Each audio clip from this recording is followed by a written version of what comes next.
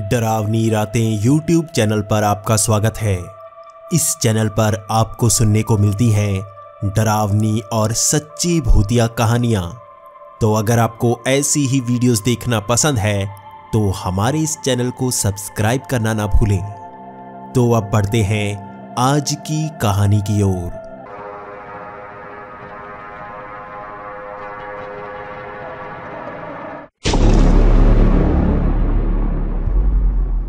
Hello दोस्तों, मेरा नाम रजत है और ये मेरे साथ घटी जिंदगी की सबसे डरावनी घटना है।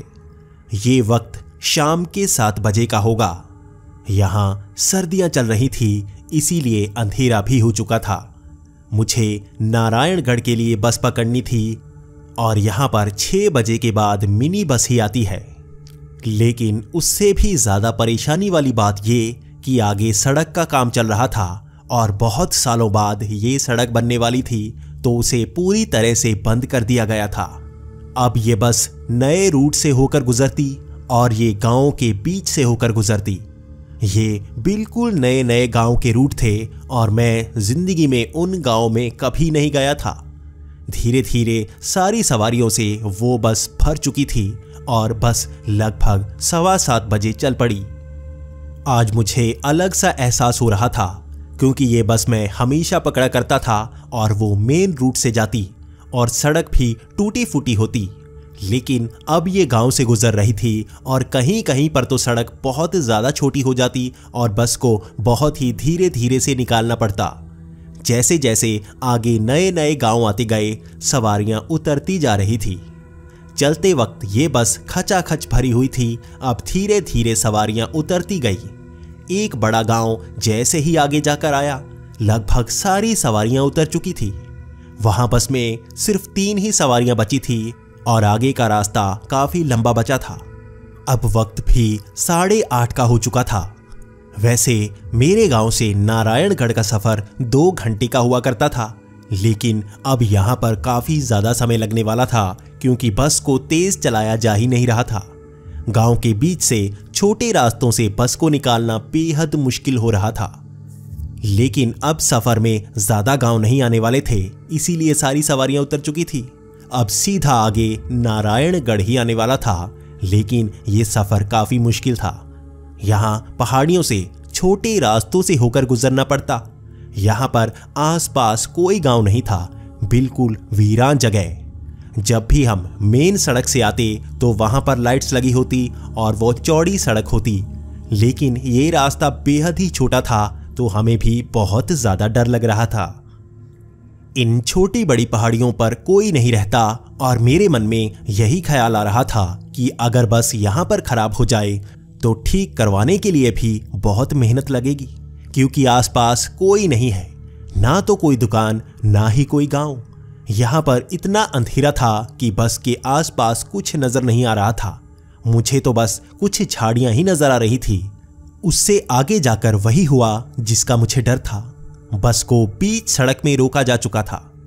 तीनों सवारियां उस बस ड्राइवर को यही पूछ रही थी कि बस को बीच में क्यों रोका गया है, लेकिन कंडक्टर ने तभी हम सबको बता दिया कि एक टायर पंक्चर हो चुका है और उसे रिपेयर करने में 15 से 20 मिनट का समय लगेगा, इसीलिए हमें बस में ही बैठे रहना होगा। ये हमारे लिए अच्छी बात थी। वैसे अगर टायर को बदला जाए तो सवारियों को नीचे उतरना पड़ता है, लेकिन ऐसी वीरान जगह पर वो हमें नीचे नहीं उतारना चाहते थे। लेकिन जिस साइड का बस का टायर बदलना था, हमें उसके हम सबको उसकी दूसरी साइड पर बैठना था। इसीलिए तीनों सवारियां अलग अलग जगह पर बैठ चुकी थी। अब धीरे धीरे वो बस को ठीक कर रहे थे और पीछे से सामान निकाल रहे थे, लेकिन हम दूसरी साइड देखे जा रहे थे। तभी हमारी नज़र आगे एक औरत पर पड़ी जो सफ़ेद साड़ी में हमारी तरफ आ रही थी। वो बूढ़ी सी औरत लग रही थी और कांपते कांपते हमारे नज़दीक आ रही थी। पहले तो हम थोड़ा सा डरने लगे कि इस वीरान जगह पर कौन आ सकता है, लेकिन वो सबसे पहले वाली सवारी के पास पहुंची और उससे रोटी मांगने लगी। वो बार बार कह रही थी कि बहुत समय से भूखी हूं, कुछ खाने को दे दो, मैंने अब तक कुछ नहीं खाया है। उस बंदे को शायद तरस आ गया होगा, लेकिन उसके पास खाने के लिए कुछ नहीं था। उसके पास कुछ बिस्किट बचे थे और 2 ही बिस्किट उसने उस औरत को दे दिए और उस औरत ने उसका शुक्रिया किया और वो सीधा मेरे पास आ गई। मैं दूसरे नंबर पर बैठा था। अब वो मुझसे भी खाने के लिए कुछ मांग रही थी। वो तो कह रही थी कि अगर हमारे पास कुछ भी बचा हो जो फेंकने लायक हो वो भी दे दो, उसे बहुत ज़्यादा भूख लगी है। मेरे पास सुबह की 1 रोटी पड़ी थी और मैं उसे अपने साथ ही ले आया था।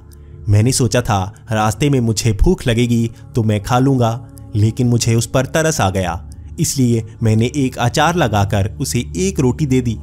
उस औरत ने मेरा भी शुक्रिया किया और वो सीधा पीछे वाली सवारी के पास पहुंच गई।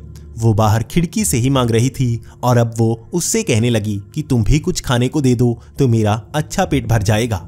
लेकिन वो पीछे वाली सवारी थोड़ी खड़ूस थी। वो औरत भी बहुत ही चिड़चिड़ी लग रही थी, इसलिए वो कहने लगी कि मेरे पास कुछ नहीं है, चलो निकलो यहाँ से। वो बूढ़ी औरत बार बार उस औरत से मांग रही थी, लेकिन वो कुछ देने को तैयार नहीं थी। काफ़ी देर तक इसी तरह से बहसबाजी चलती रही।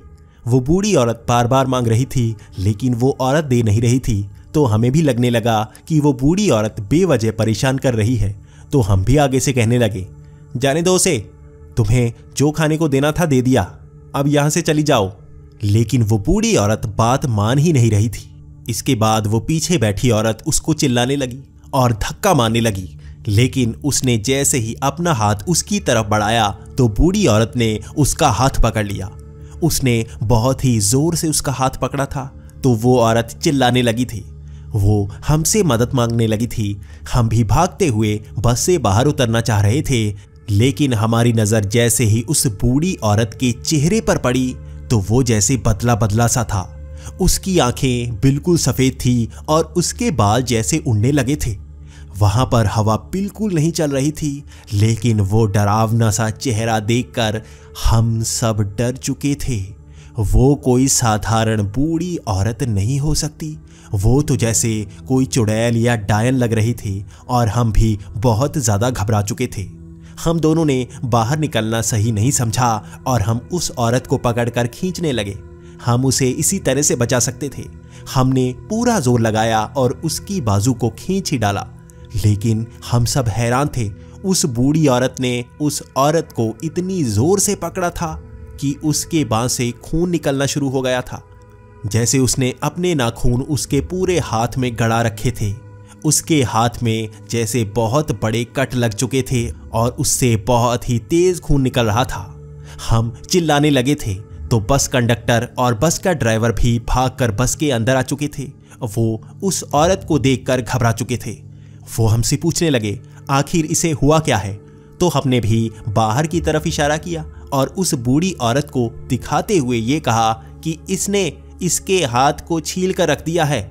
लेकिन जैसे ही हम बाहर देखने लगे, वो बूढ़ी औरत जैसे आंखों के सामने से ओझल हो चुकी थी। वो बस के आसपास बिल्कुल नजर नहीं आ रही थी, जबकि कुछ ही क्षण पहले तो वो बिल्कुल हमारे सामने खड़ी हुई थी।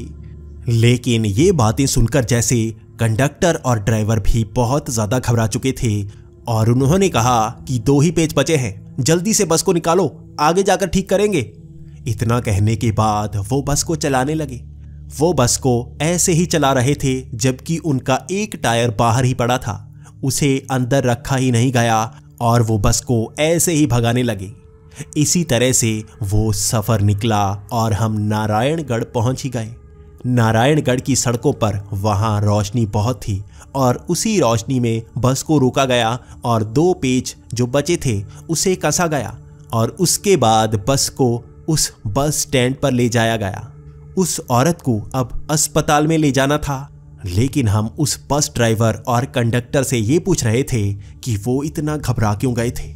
आखिर उन्होंने बस को ऐसे ही क्यों चला लिया। वो औरत थी कौन? क्या वो वहां पर कोई भूत प्रेत थी? तब उन्होंने पूरी कहानी बताना शुरू कर दिया। उन्होंने बताया कि यहाँ पास में ही एक छोटा सा गांव हुआ करता था और उसी के पास एक मंदिर हुआ करता था। यहाँ पर कुछ ही लोग रहा करते थे। कहते हैं कि वहां पर एक बूढ़ी औरत भूख से मारी गई थी। उसको किसी ने खाने के लिए एक रोटी तक नहीं दी थी। कई दिनों तक भूख से तड़प तड़प कर उसकी मौत हो गई थी। कहते हैं उसकी आत्मा तब से वहां भटक रही है और वो एक चुड़ैल बन गई है। वो पूरा गांव उसने उजाड़ दिया और किसी को जिंदा नहीं छोड़ा। उसने उस मंदिर को भी बर्बाद करके रख दिया। कहते हैं कि वो बूढ़ी औरत आज भी इन सड़कों पर दिखती है, इसीलिए यहाँ से कोई नहीं गुजरता। हमारी भी मजबूरी थी, मेन सड़क बंद थी, इसलिए इस बस को यहीं से गुजरना पड़ा, वरना हम यहाँ से कभी नहीं लाते। कहते हैं कि वो हर किसी से खाना मांगती है और जो उसे खाना नहीं देता वो उसे जिंदा नहीं छोड़ती। हम सब इतने सारे थे, इकट्ठे थे, इसलिए बच गए। अगर कहीं कोई अकेला यहाँ से गुजरता और उसे खाना ना देता तो वो जिंदा नहीं बच सकता था। इसके बाद उस औरत को अस्पताल ले जाया गया और हम सब ने भी एक सबक सीख ही लिया। इस रास्ते से रात को गुजरना बेहद ही खतरनाक हो सकता है और मैं कभी दोबारा उस रास्ते पर नहीं गया। थोड़े ही दिनों में सड़क रिपेयर हो गई और मेन सड़क चलनी शुरू हो गई। मैंने दोबारा उस सड़क का सफ़र जिंदगी में कभी नहीं किया और मैं हर किसी को यही बताता हूँ कि उस सड़क से कभी नहीं गुजरना है।